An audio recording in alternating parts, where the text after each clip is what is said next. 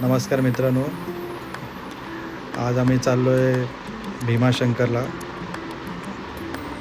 आणि आमचे सर्व सानेवाडी बॉईज आम्ही निघालो. आम्ही बाईक घेऊन आमचे सर्वांचे आणि आम्ही थेट निघालो मशामार्गे बैलघाटाला. तिकडे आम्ही सर्व एन्जॉय करत बाईक राईड करत, कारण खूप दिवसांनी सर्व एकत्र आलो होतो. सो एन्जॉय करत निघालो आम्ही मशाला पोचलो. तिकडे नाश्ता केला गरमागरम. तिकडनं थेट निघालो बैलघाटाकडे आणि आम्ही सर्व मजा करत आम्ही निघालो.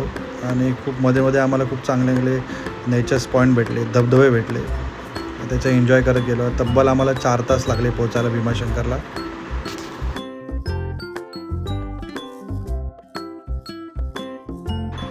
फायनली आम्ही पोचलो भीमाशंकरला.